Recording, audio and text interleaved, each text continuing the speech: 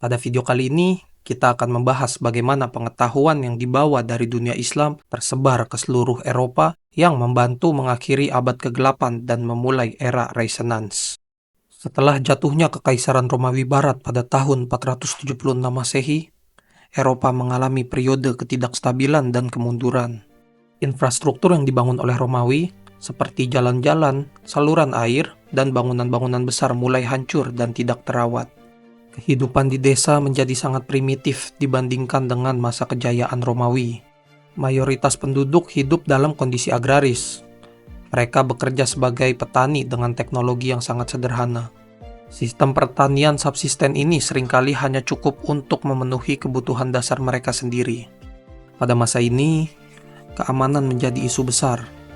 Penyerbuan dan perang antar suku dan kerajaan kecil menyebabkan pembangunan kastil dan benteng untuk perlindungan. Masyarakat hidup dalam ketakutan akan serangan dari luar dan dari tetangga mereka sendiri. Kastil-kastil ini seringkali menjadi pusat kekuasaan lokal, di mana bangsawan menguasai wilayah sekitarnya dan memungut pajak dari para petani. Kehidupan di luar tembok kastil sangat keras dan penuh ketidakpastian. Dalam kondisi ini, Gereja Katolik Roma muncul sebagai kekuatan yang dominan. Pendidikan dan ilmu pengetahuan hampir sepenuhnya dikendalikan oleh gereja. Satu-satunya tempat untuk pendidikan formal adalah biara-biara dan katedral, di mana biksu dan pendeta mempelajari dan menyalin teks-teks keagamaan. Pengetahuan ilmiah dan filsafat dari zaman Romawi dan Yunani kuno tidak berkembang, dan bahkan banyak yang hilang. Fokus utama pendidikan adalah teologi, dengan sedikit ruang untuk ilmu pengetahuan sekuler. Ekonomi Eropa juga mengalami kemunduran. Perdagangan internasional yang berkembang pada masa Romawi hampir hilang. Pasar-pasar kecil hanya menyediakan barang-barang dasar, dan perdagangan jarak jauh menjadi sangat berbahaya dan mahal. Dengan minimnya komunikasi dan perdagangan, pengetahuan baru sulit untuk menyebar. Dan inovasi teknologi sangat lambat. Sistem feodal yang kaku juga membatasi mobilitas sosial dan ekonomi. Kondisi kesehatan masyarakat sangat buruk. Penyakit seringkali menyebar tanpa pengetahuan medis yang memadai untuk mengobatinya. Harapan hidup rendah dan banyak orang meninggal muda karena penyakit atau kekurangan gizi. Pengobatan didasarkan pada praktik-praktik tradisional yang seringkali tidak efektif. Penyakit seperti wabah pes dan cacar membawa kematian massal dan semakin memperburuk kondisi kehidupan.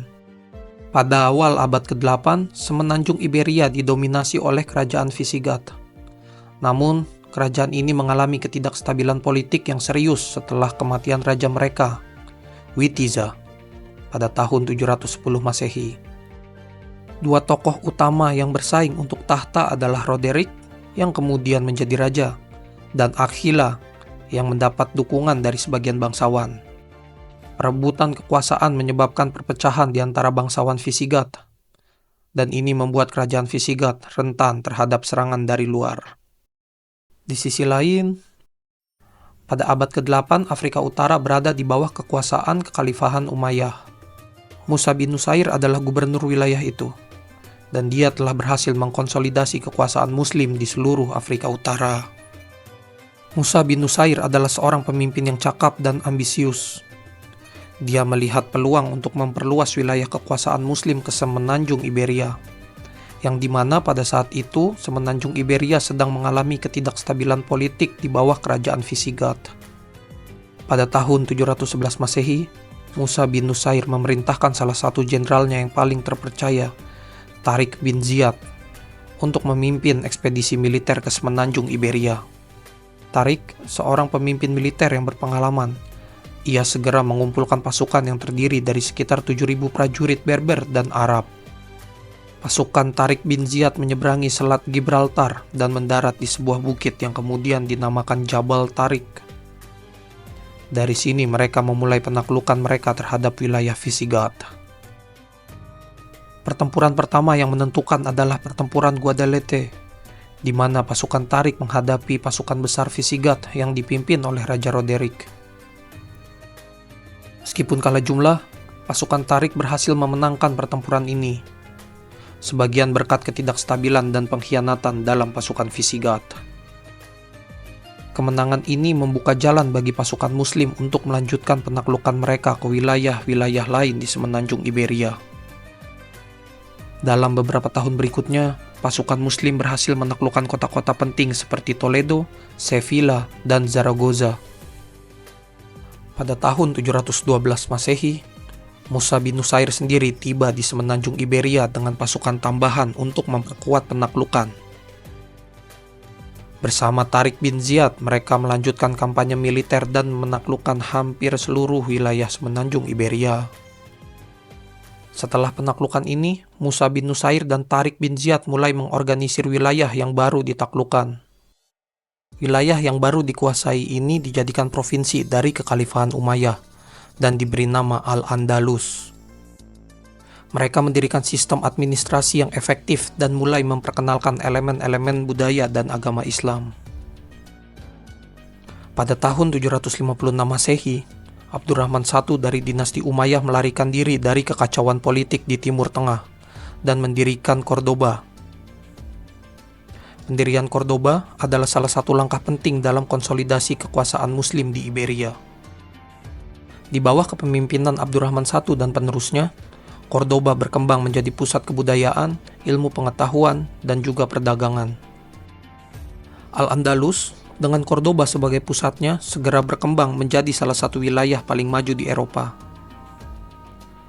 Di bawah pemerintahan Muslim, Cordoba menjadi kota terbesar dan paling makmur di Eropa, menyaingi kota-kota besar di dunia Islam seperti Baghdad dan Kairo. Kota ini terkenal dengan arsitektur megahnya, seperti Mezquita, yang merupakan salah satu masjid terbesar di dunia pada saat itu. Cordoba juga dikenal dengan perpustakaan besar dan universitasnya. Di perpustakaan Cordoba, terdapat ratusan ribu buku dalam berbagai bidang ilmu pengetahuan, termasuk kedokteran, filsafat, matematika, dan astronomi. Universitas-universitas di Al-Andalus menarik sarjana dari seluruh dunia, baik dari dunia Islam maupun Eropa. Sarjana-sarjana terkenal seperti Al-Zahrawi yang dianggap sebagai bapak ilmu bedah modern dan Ibn Rushd yang dikenal sebagai Averroes di barat membuat kontribusi besar yang kemudian diterjemahkan ke dalam bahasa Latin, dan ini menjadi dasar bagi perkembangan ilmu pengetahuan di Eropa. Selain itu, Al-Andalus dikenal dengan kehidupan multikulturalnya. Muslim, Kristen, dan Yahudi hidup berdampingan dalam suasana toleransi dan saling menghormati. Kolaborasi di antara mereka menciptakan lingkungan yang kondusif untuk pertukaran intelektual dan budaya. Hal ini tercermin dalam seni, musik, dan literatur yang berkembang pesat di Al-Andalus, menjadikannya salah satu wilayah yang paling berbudaya di dunia pada saat itu. Pengaruh Al-Andalus tidak hanya sebatas pada semenanjung Iberia.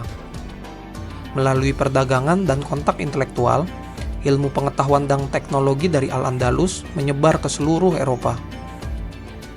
Ini membantu memicu resonans dan perkembangan besar dalam berbagai bidang. Beberapa kontribusi penting termasuk pengenalan sistem irigasi, teknik pertanian baru, dan ilmu pengetahuan dalam bidang kedokteran dan matematika. Semua ini memainkan peran penting dalam mengakhiri abad kegelapan dan memulai era baru dalam sejarah Eropa. Jadi itulah bagaimana kedatangan Islam mengubah keadaan Eropa dan bagaimana Al-Andalus menjadi pusat pengetahuan dan kebudayaan. Pengaruh Al-Andalus terhadap perkembangan Eropa sangat besar dan masih terasa hingga hari ini. Terima kasih telah menyaksikan. Jika kalian menikmati video ini, jangan lupa like, subscribe, dan nyalakan lonceng notifikasi agar tidak ketinggalan konten menarik lainnya. Sampai jumpa di video berikutnya.